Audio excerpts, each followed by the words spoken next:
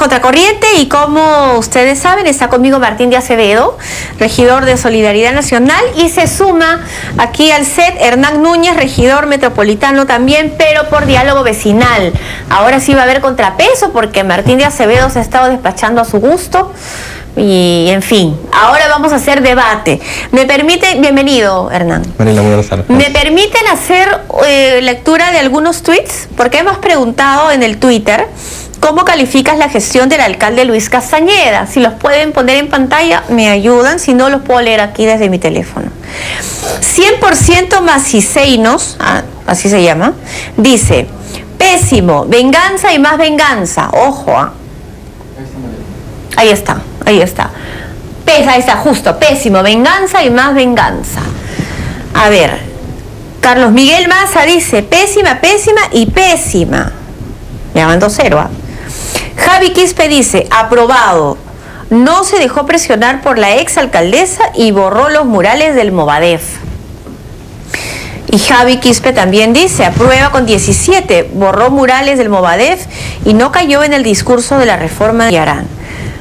Fernariza dice, es muy pronto para hacer ese análisis, teniendo en cuenta que primero hay que ordenar Lima. A ver, Jorge Aspausa dice, ¿cuál gestión? El mudo hasta la fecha se la ha pasado quejándose y pintando paredes de amarillo. JC Stats dice, gestión de Castañeda, destructora, destruye y borra todo lo de las antiguas gestiones. Y Pedro Melgar dice, buena. Bueno, las opiniones están divididas, pero hay que reconocer, Martín, que más están en contra. Y yo le decía a Martín, Hernán, hace un ratito, antes que tú llegaras, que la gente podría estar interpretando estos últimos gestos o acciones del alcalde Castañeda como gestos de venganza contra la exalcaldesa Villarán. ¿Tú qué piensas al respecto? Bueno, yo creo que no solamente hay una venganza política, sino que se ve una prepotencia y una soberbia también de parte del señor alcalde, ya que distintas voces, incluso algunas que fueron críticas con la gestión de Susana Villarán, tuvieron, por ejemplo, opiniones muy favorables con la reforma del transporte, opiniones muy favorables, incluso con este tema que ha saltado a último del tema de los murales, y sin embargo se ha visto que él ha oídos sordos incluso de estas voces ajenas a la gestión de Susana Villarán, y parece que gobernara con esa soberbia que le da la seguridad de que él puede hacer cualquier cosa y tiene una cierta impunidad, y que piensa que el ciudadano no va a dar o alzar su voz de rechazo en ese sentido. El bajón de 5 puntos en menos de un mes yo creo que debería hacerle dar un golpe de timón al señor Castañeda y ser un poco más tolerante con opiniones contrarias a la forma como viene gobernando ahí. Ahora, eso es un reflejo porque incluso la forma como vienen gobernando el Consejo Metropolitano, ya son alrededor de 8 dictámenes de urgencia que se ingresan sin sustentar precisamente cuál es la urgencia, y aprovechando que tienen una mayoría se aprueban entre gallos y medianoche. Así fue precisamente como se aprobó la ordenanza que tira por la borda toda la normativa, todo el marco legal de lo que se denominó la reforma del transporte. Martín. Es la percepción que se tiene a 75 días, no estamos en la mañana escuchaba a una periodista, ya solamente le quedan 3 años, con esa percepción negativa respecto del tiempo de gobierno que se tiene. Recién arranca y mira, ya pues. Entonces...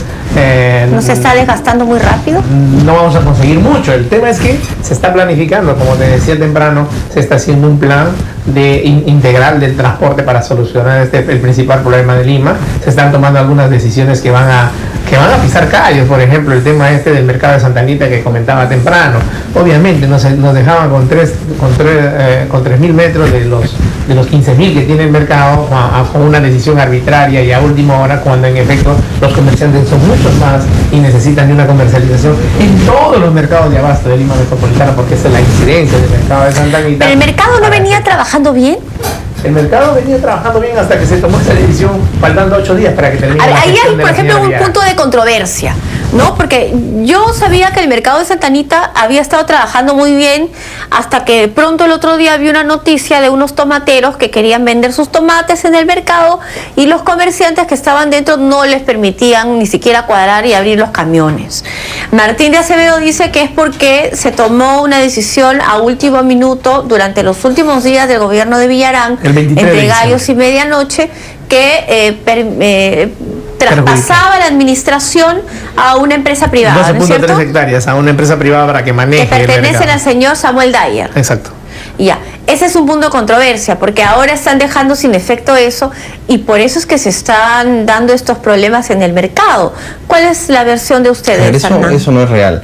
En principio, que el Consejo Metropolitano anterior cumplió sus funciones hasta el 31 de diciembre, tal como mandata la ley, y como mandata además precisamente la voluntad popular que lo eligió en su momento. Eso por un lado. Por otro lado, hay que diferenciar la administración del mercado con la iniciativa privada que presentó el señor Dyer y que el Consejo anterior lo declaró de interés. La declaratoria de interés es precisamente que se acepta que un proyecto es interesante para la ciudad, en este caso para el mercado mayorista, se inicia un proceso y culminado este proceso, si no hay ningún otro postor, se le da a quien presentó la declaratoria, a quien presentó el proyecto, ¿no? Una vez concluido ese proyecto, incluso el Consejo puede ratificar si le otorga el proyecto o denegárselo. Lo que ha hecho la actual gestión es cortar ese proceso cuando no había culminado, digamos, pero eso es ajeno a la administración del mercado. Este proyecto era para dar servicios complementarios al mercado mayorista, se iba a hacer servicios de frío. ¿Y por qué se están dando entonces los problemas?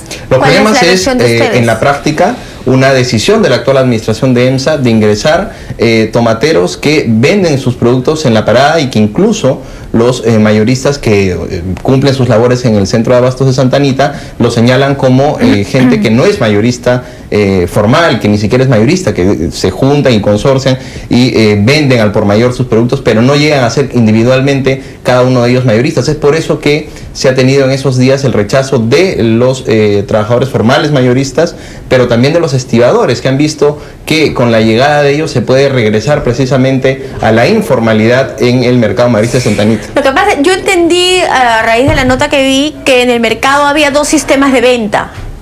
Un sistema era en puestos fijos y el otro era en puestos que podían ser alquilados temporalmente, ¿es así? A ver, el mercado funciona con puestos que se han dado ahí por giros.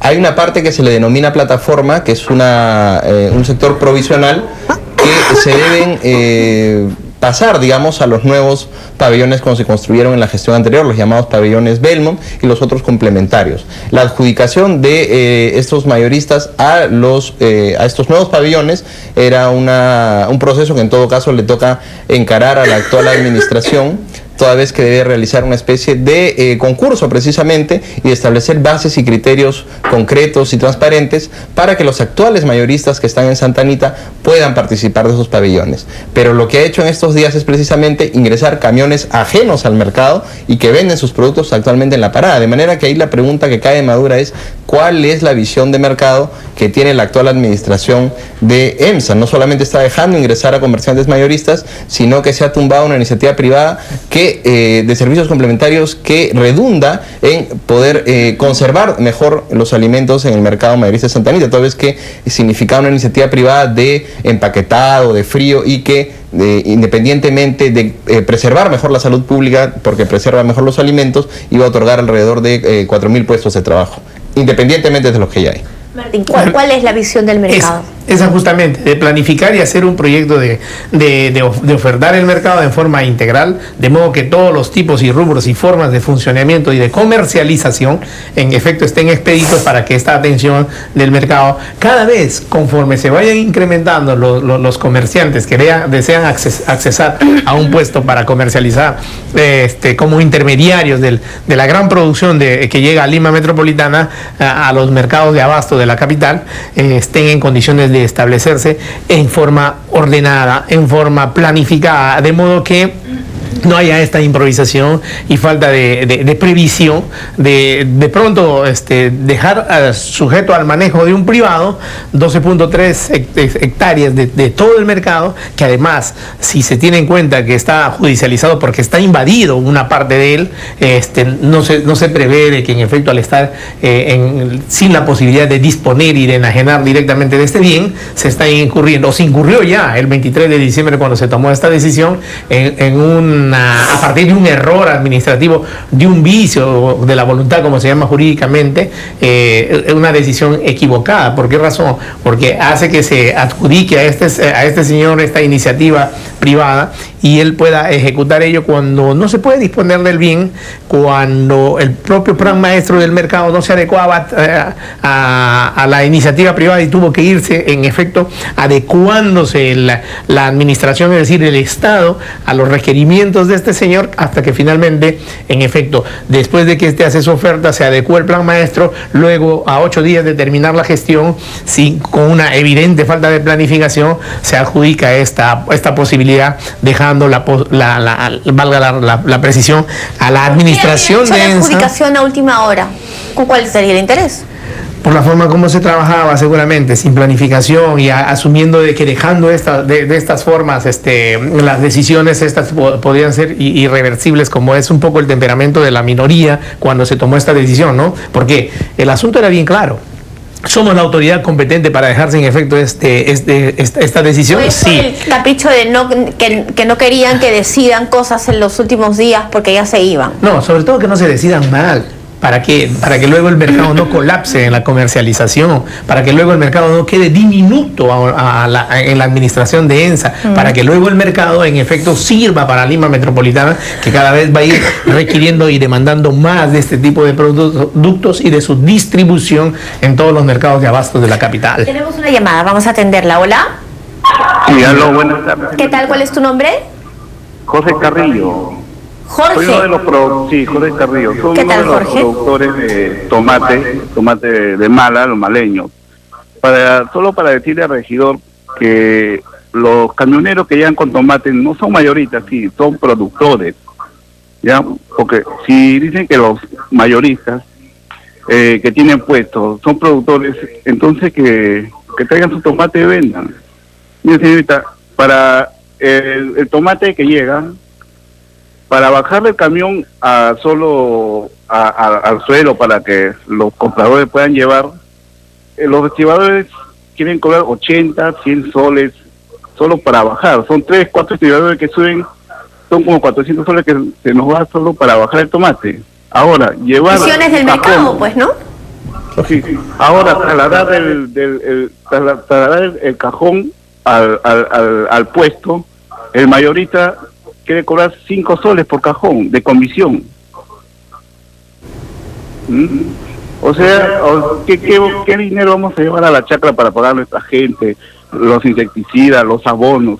Claro, señor, ¿y ustedes con quién contrataron para llevar sus camiones al mercado? Estamos vendiendo en Las Piñas, en 28. ENSA hizo un trato. Las Piñas es en la parada. ¿No? Usted está en la parada. Pero usted no fue a Santa Anita. Se formó un trato con ENSA para que los camiones suban a vender a Santa Anita, porque el tomate... Claro, firmaron con ENSA. Entonces, al llegar a Santa Anita no dejaron vender. Bueno, gracias. Claro, pues si firman con EMSA, ¿cómo es posible que después no tengan las garantías pues de descargar su mercadería, ¿no? Hay un contrato por medio. Hay un contrato por medio y hay un punto de equilibrio de por medio que permitiría una comercialización racionalizada, que debe ser, en efecto, revisada dicha decisión para su mejora. No va a desaparecer tal digamos, forma de comercialización, ¿no? Si me permites una aclaración. Bueno, en principio el proyecto de iniciativa privada no se adjudicó, iniciaba un proceso que este Consejo podría haber desechado una vez culminado el mismo.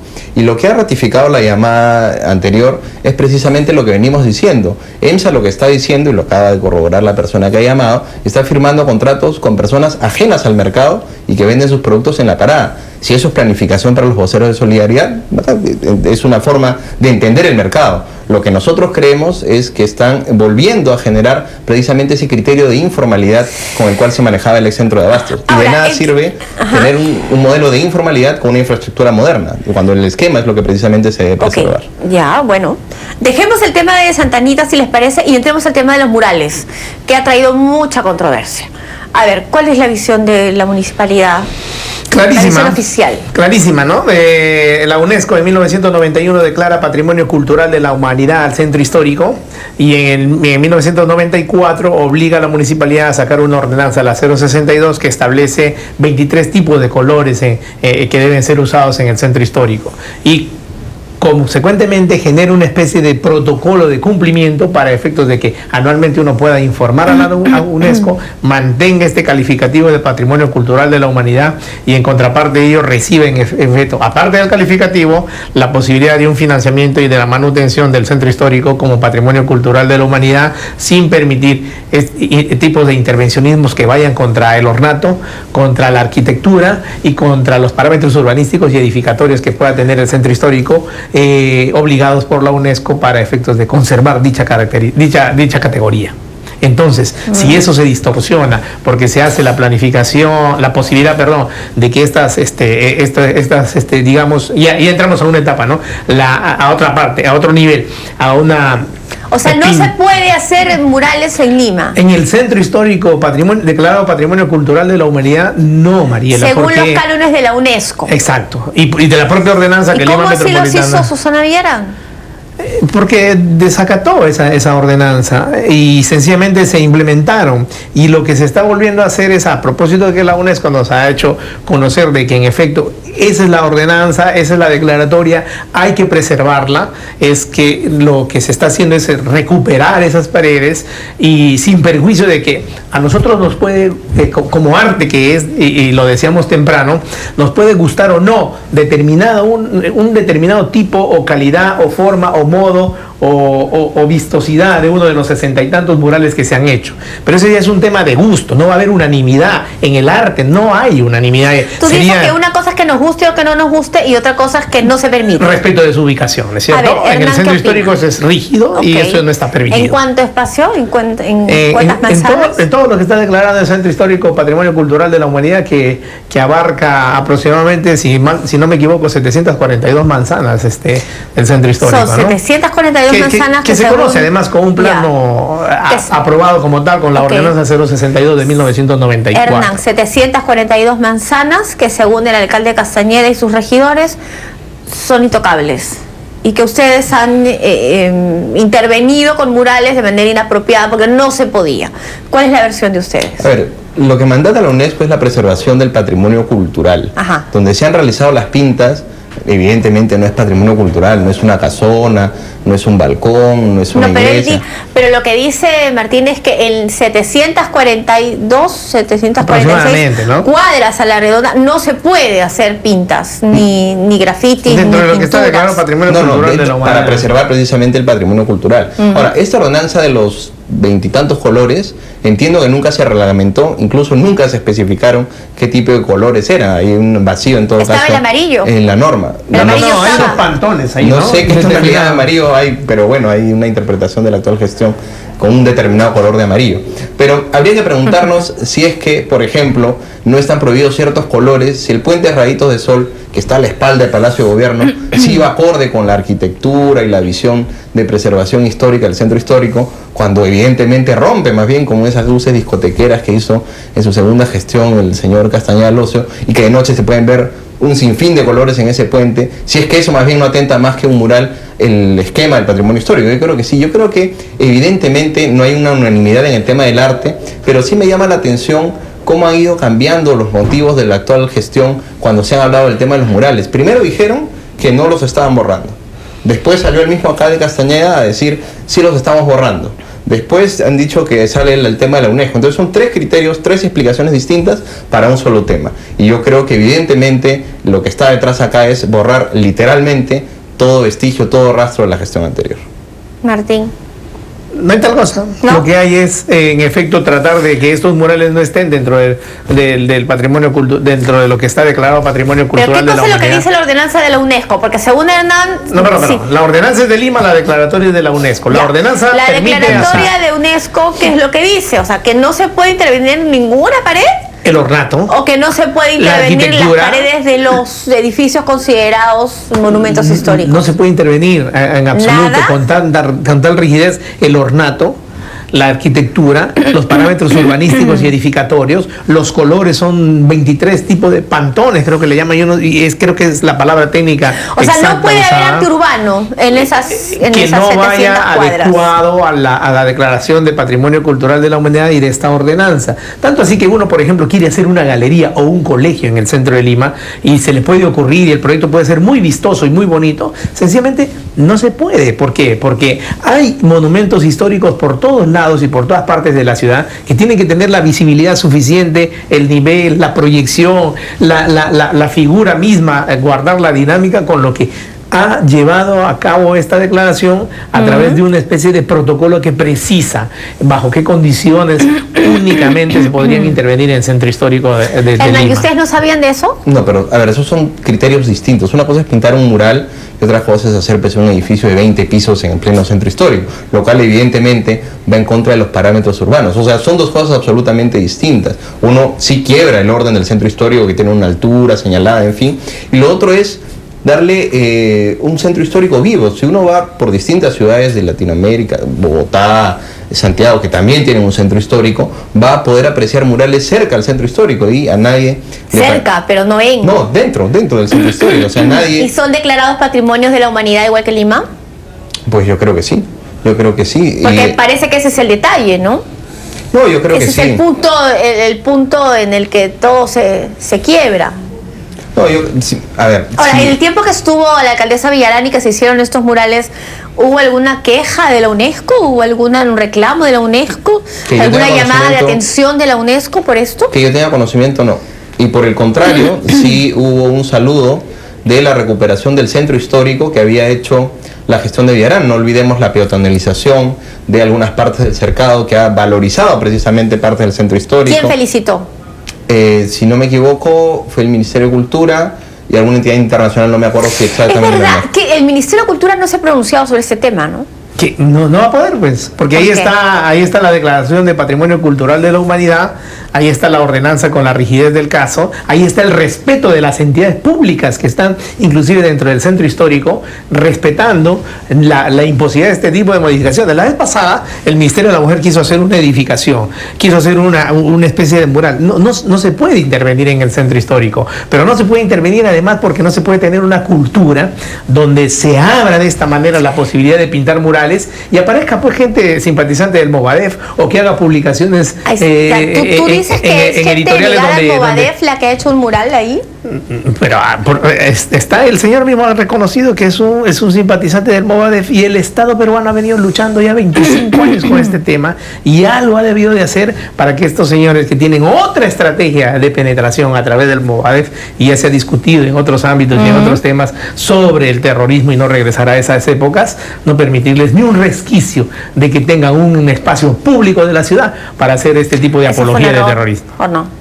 Bueno, yo creo que hay no hay formas de saber el pensamiento de una determinada persona. El Movadef no es un partido inscrito, de manera que no hay manera de cotejar un padrón de militantes, empezando por ahí. Pero si viene el artista y te pinta una cara que se parece a la del camarada Gonzalo, exacto, ahí tú sí pones alerta, ¿no? Sí, pero el mural que ha hecho el señor Olfer es un mural que está en la avenida Grau, que habla de los recursos naturales, incluso Vida creo que se llama el mural. Entonces, el mural que se dice Sendero, que es un mural que está entre Grau y Wilson, entiendo que es un mural que pintó él con autorización de la iglesia Recoleta, que está en la Plaza Francia, a la espalda de esta calle, y que evocaba precisamente a la figura de Pilar Col y del padre Lancier, quienes, por el contrario, lucharon por los derechos humanos y liberaron a cientos de terroristas, a cientos de personas injustamente encarceladas por terroristas. Si paralelamente a ello le agregan que se financian obras a través de la editorial Mano Alzada, donde justamente Abimael Guzmán publicó lo que publicó y que todo el mundo conoce, entonces la municipalidad financiando a esta editorial en este tipo de ediciones paralelamente, estamos ya entonces entrando a una especie de cultura del terror que se está permitiendo o que se está avalando o que se está financiando, y no se debería hacer eso porque ya bastante hemos sufrido los peruanos y no debemos regresar a esa época. Al contrario, han pasado 25 años, ellos están saliendo de la cárcel, se reorganizan y se reciclan a través de murales y de ediciones. Han podido eliminar no eso, hay que pues, permitir, lo que les parecía Yo estoy de acuerdo, si alguno te parece pues que está ligado al Movadef o tiene algún discurso violentista, por supuesto sacarlo, pero ¿por qué todos, no? Digo, pienso, si han estado tantos años allí, y Lima justamente lo que necesita es intervenciones artísticas, presencia cultural. Hoy día más tarde voy a entrevistar a Marta Mifflin, que es representante, fundadora y directora de Radio Filarmonía, que está a punto de desaparecer, porque nadie la financia, porque no recibe ni un sol ni de publicidad ni de nadie. Esa radio maravillosa que pasa orquestas sinfónicas y ópera todo el día está a punto de cerrar. Y Lima y el país necesitan expresiones culturales. Entonces la impresión que tiene la gente es que el alcalde está arrasando con esto, que le da de cierta forma vida a la ciudad, arte, cultura. ¿Eso no lo consideraron? ¿No lo tomaron en cuenta? Ciertamente, es una percepción eso que no puede... vale. No, Mariela, no estamos diciendo eso. Es una percepción que tiene validez y que como observación también, por supuesto que lo tiene. Pero ya ahí entramos en otro plano del arte. A mí me gusta, a otro le gusta, a otro le parece, a otro le encanta. Pero una los obra de artistas teatro, dicen que un libro no o un han mural. dialogado con ellos. En todo caso los han podido llamar y decirles, oye, ¿sabes qué? Ha sido un error de la alcaldesa anterior traerlos acá a hacer los que pinten. Pero vamos a hacer que su mural se traslade a otro lado. Pero tampoco ha habido esa intención de diálogo, creo. Entiendo, eso es lo que también molesta, ¿o no? Ahora, yo creo que hay que dimensionar el tema de los murales. ¿Dónde se hacían estos murales? En cocheras, casas privadas, paredes privadas, ninguna entidad pública. Se coordinaba con los vecinos de la zona, que aprobaban además el diseño a dibujarse ahí, y se recuperaba en cierta medida esos lugares. Muchos de esos lugares eran urinarios públicos en la práctica, paredes pintarrajeadas o pegadas de propaganda electoral, que curiosamente muchas de esas partes del centro histórico han sido pintadas con propaganda electoral, y eso yo creo que hace más daño en todo caso al centro histórico más allá de los murales. Ahora las paredes pintadas de amarillo están llenas de protestas, ¿ah? No, ya ¿Han no, visto? no son todas de amarillo. Van a tener que pintar. Eso fue un criterio equivocado de los obreros estos que empezaron al principio a borrar estos murales y a reemplazarlos solo por amarillo. No están siendo de esa forma. O sea, los obreros decidieron del color. No. Ha habido un equívoco ahí. Tú reconoces que había un equívoco. En esa precisión. Una falta de sutileza, al menos, porque, de delicadeza política. ¿Por qué razón? Porque finalmente es uno de los colores permitidos, eso sí. Qué suerte. Ciertamente, es uno de los 23 colores permitidos, ciertamente. Ciertamente, Mariela. Y además, una cosa final. Fernando de Silos, que es una voz autorizada en estos temas, ha dicho que no le gusta, que no le parece. Exactamente. Entonces estamos en esa discusión. Lo han tildado de retrógrado por eso. Estamos en esa discusión. Han dicho que cómo es posible que Cislo haya dicho eso. Que siempre su visión del arte ha sido reaccionaria. Eso es lo que han dicho de Cislo por emitir esas opiniones. Como siempre estamos en un terreno de las cosas discutibles. Exacto. ¿Te gusta o no te gusta? ¿Te parece? Claro, pero la política está llena de gestos. Entonces, por un lado se tira abajo la reforma de transporte, por otro lado borra murales, 2 más 2 son 4, en realidad 2 más 2 son 5 puntos menos del alcalde ya. ¿Ah? La percepción de la ciudad, pero sabe lo que se viene. Es una planificación, es una entrega al trabajo verdaderamente ordenado. Tú sabes, Martín, que la gente tiene enormes expectativas con respecto a la gestión de Castañeda Alonso. Por supuesto que sí, porque en los últimos 4 años no ha habido nada. ¿Tú crees que lo están haciendo bien? En los 75 días que vamos de gestión, sí, camino a una verificación de que tenemos que tener una planificación ordenada. No obstante, ya la ley con nombre propio para evitar que Lucho Castañeda se reelija. No obstante eso. Tú dices que lo han hecho por Luis Castañeda. Pero por supuesto, Dahmer se levantaba, colega de aquí, con todo respeto de mi amigo Núñez y de Susana Villarán, Dahmer se levantaba y decía, esto tiene que salir porque ese señor no se puede quedar derribando los árboles de la avenida Salaberry, porque ese día ocurría ese tema.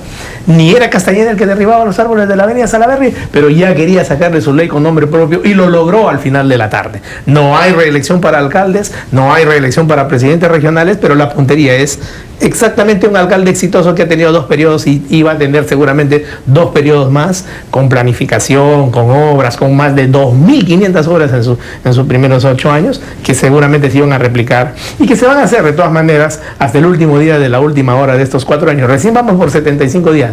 No hay que desesperarnos, déjenos trabajar. Hernán. A ver, lo de la ley no lo voy a comentar porque no creo que Dahmer maneje todo el Congreso. Más bien, Solidaridad más de una vez ha hecho guiños con el fujimorismo y el fujimorismo es una de las bancadas más importantes. En todo caso, si era una ley con nombre propio, podrían haber salvado a Lucho Castañeda. Lo segundo es que la avenida Salaverry es una vía metropolitana y si ahí ocurría cualquier intervención, la responsabilidad compartida era de la Municipalidad Distrital con autorización de la gestión del señor Castañeda. Pero yo creo que lo que hemos visto en más de 70 días de gobierno es precisamente un discurso de que se van a hacer las cosas mejor, pero las decisiones que se están tomando en la administración y en el Consejo, donde tiene mayoría el señor Castañeda, no avisoran eso. Hoy se tendría que haber firmado el contrato de concesión del corredor Carretera Central, ahí donde hemos visto recientemente los accidentes del Chosicano, y precisamente el Chosicano no era parte de la reforma del transporte, más bien uno de los que se oponían a la reforma del transporte. De aplicarse paulatinamente ese corredor, en la práctica, esta gestión habría tenido que sacar al Chosicano y hacer operar a ese corredor. Estamos ya, van a ser las 6 de la tarde y no han hecho el anuncio de que se vaya a firmar este contrato. Por el contrario, la ordenanza que acaban de aprobar le otorga el tiempo de 3 años al actual sistema vial, entre ellos Orión y el Chosicano. En la práctica, lo que está haciendo esta gestión es defender los intereses de Orión en la Javier Prado y los intereses del Chosicano en la Carretera Central.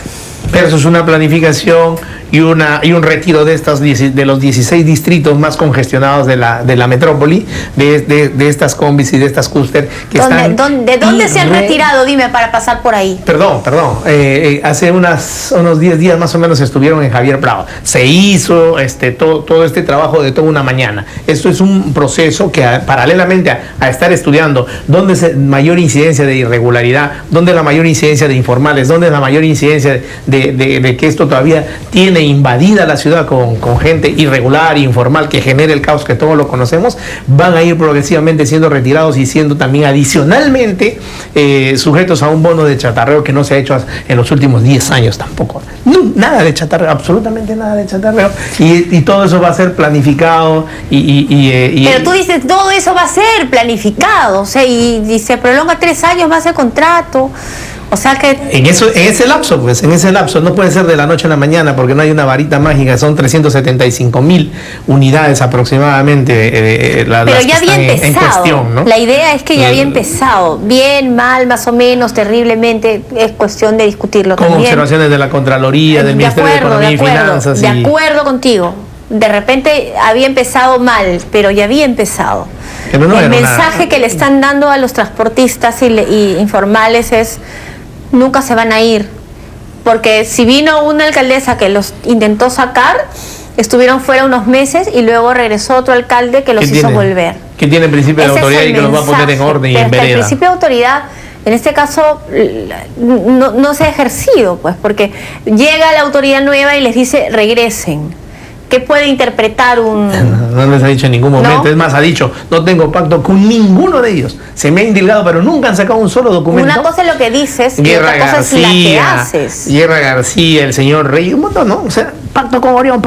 Hasta ahora no han enseñado un solo documento. Nosotros podríamos bien decir, eso es difamación. Pero vamos a ver. Tienen 2 años, 3 años a ver que pruebe un solo documento donde el doctor Castañeda o cualquiera de nosotros haya pactado con Orión una cosa parecida. Descabellada totalmente, porque no genera sino más caos y más desorden en Lima. Sería hacernos el harakiri nosotros mismos, permitir una cosa así con gente que irregular, informal, fuera de la ley, inclusive delincuencial seguramente.